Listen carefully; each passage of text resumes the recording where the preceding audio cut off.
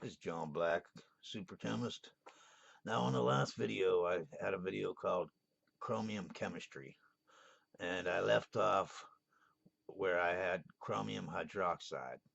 This is part 2 of that video, where I continue to take the chromium hydroxide up to potassium dichromate.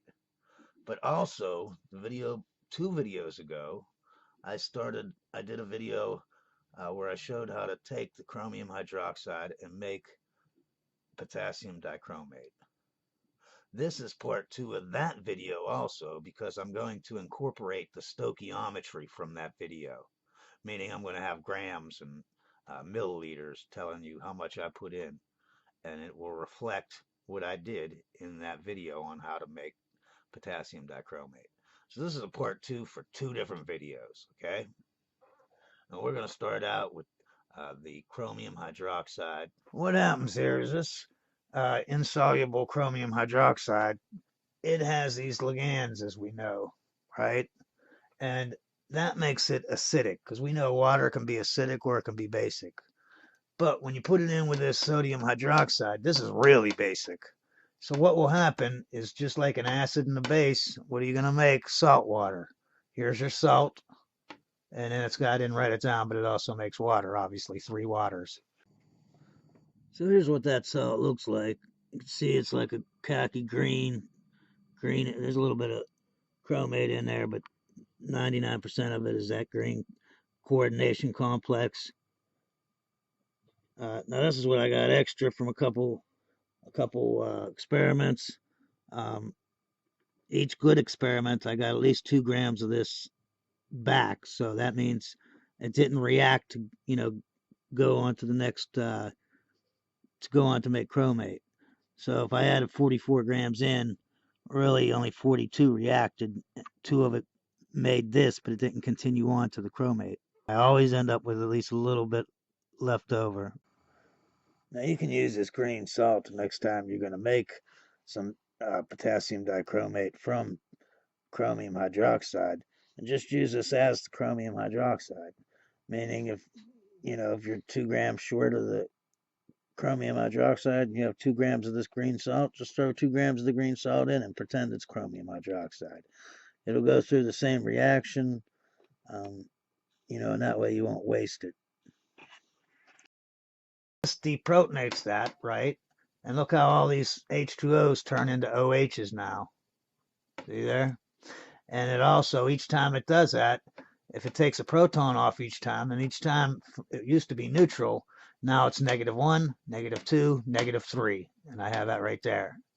And it does it 3 times, and that's why you get 3 sodiums. So that'd be +3, -3. So finally we're into the experiment that I did. I took my chromium hydroxide, which is insoluble, and I took 3 moles of sodium hydroxide. It's a 3-to-1 ratio, 3 molecules, 3 moles, whatever, to get this green-brown colored salt. It's called sodium. This is the same formula for it as this. Sodium chromium hexahydroxide coordination complex salt. It's a greenish brown color, like a khaki green. There's what that salt looks like.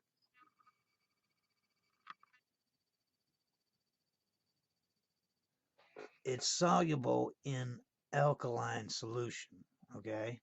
So as you can see, the formula is a 3-to-1, but I used a 4-to-1 ratio. The reason why is so it'll have a nice alkaline solution for this to dissolve to go on to the next step.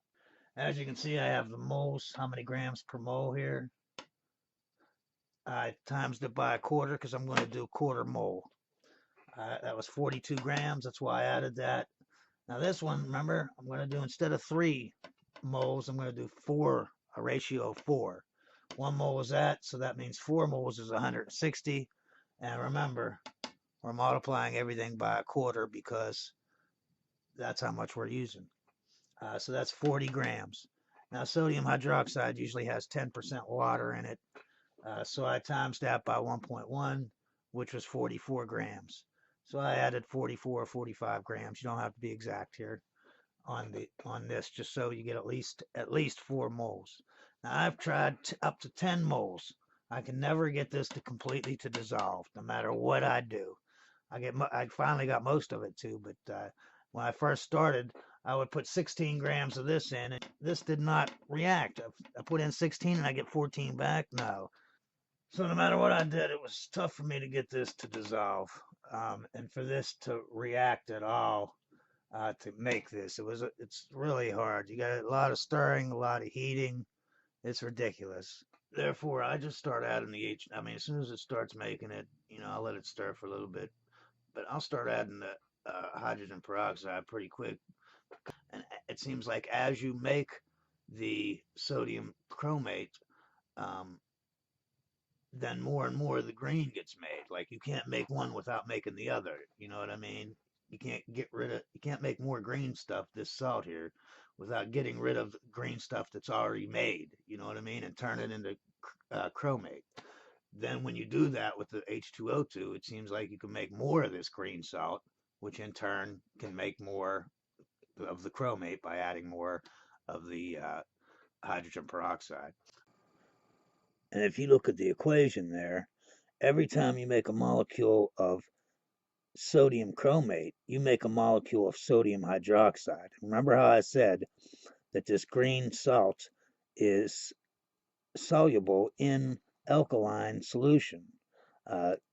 So each time you make, you have your green stuff in solution, not all of it, just a little bit, but each time you change one of those green molecules into a yellow sodium chromate molecule, you also add another molecule of sodium hydroxide so that it's more alkaline for the green salt that will not go into solution. Now it can, maybe, because it's more alkaline. You see what I'm saying?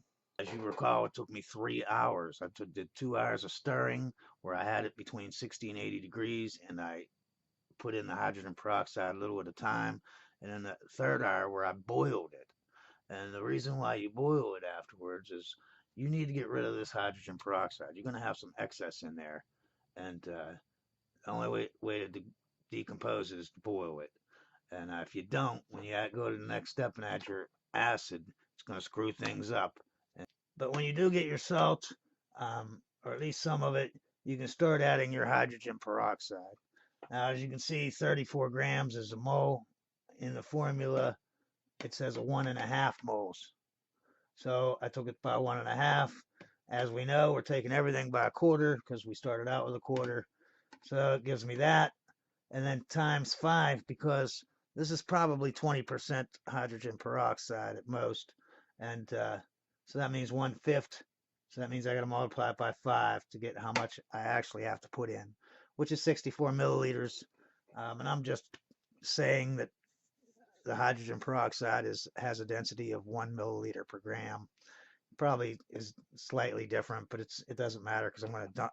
As you recall, I dumped in another 64 milliliters because I put in 40 and then another 20 or 25 or something like that. So I put in twice this. Okay, I only need 1.5 equivalents, and I put in the 1.5 plus another 1.5. So I doubled it up, and I still got some of that green stuff that you saw didn't completely react. There's what that salt looks like.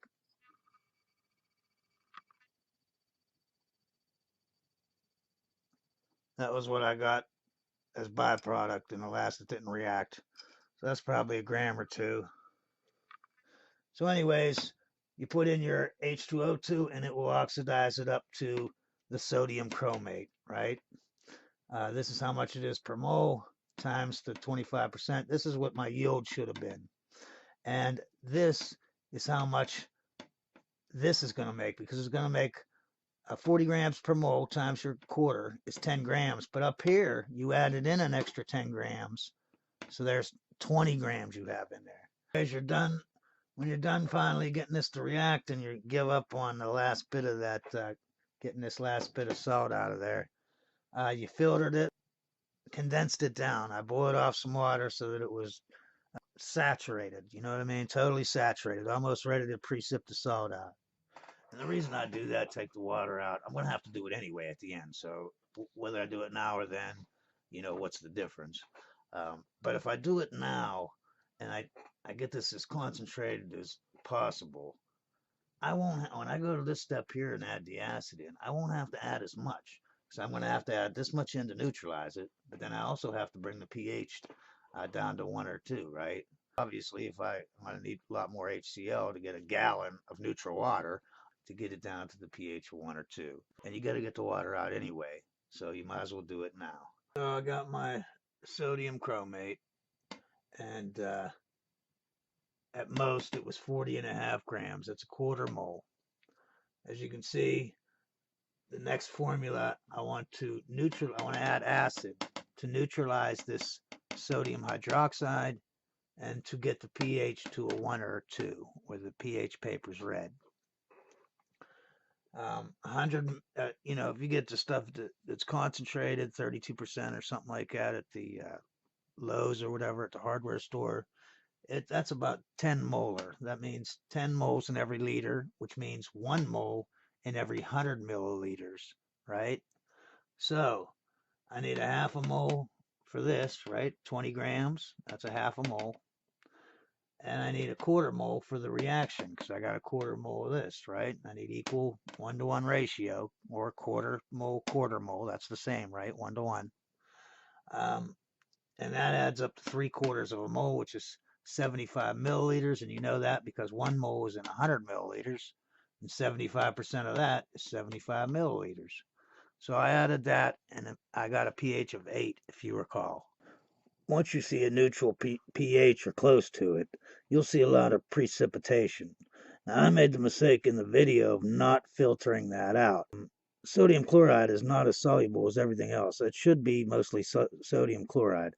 I should have filtered that out, and I didn't. Big mistake. Next time I will. And you need to do that before you add your extra 20 or 40 milliliters to get the pH down to 2 or 1. Because if you wait till after that, it'll all dissolve back into the liquid. Then I had to add between 20 and 40 milliliters of HCl to get that pH down to the 1 or 2. Now, originally, I wanted to use potassium hydroxide and acetic acid, my acid. That way I'd be done right now. This would already be potassium.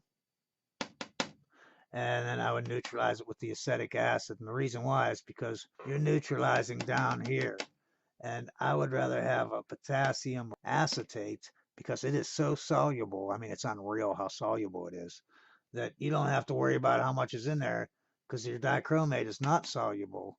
Your potassium dichromate, it would just come right out of solution, and your salt, your byproduct, would stay in solution because it's just so soluble, even in cold water. I used hydrochloric acid, which is kind of bad because you don't want any chloride ions in there, because when you use the dichromate, you're going to usually put sulfuric acid in it to make chromic acid, and if you do, it'll make chromochloride if you have any chlorides in there. That's actually how you test for chlorides. Anyway, but it's nice and cheap, it's nice and strong, so you don't have to add as much. It's just, I like the hydrochloric, even though it's going to have the byproduct in there a little bit. I'll just recrystallize that out. If you're making chromochloride, it's great though, so you don't have to worry about it. So my byproduct, when it reacts with this, is going to be sodium chloride, right? And sodium chloride is pretty much the same solubility whether it's hot or cold water. It doesn't really matter. I mean, I think it's like 38 grams and 100 milliliters at boiling, and if it's freezing, it's like 35 grams. If you wanted sodium dichromate, you'd stop right there. But we want potassium dichromate, not sodium. So there's going to be one more video showing you how to get to the potassium, which is pretty easy. And always remember, science is great.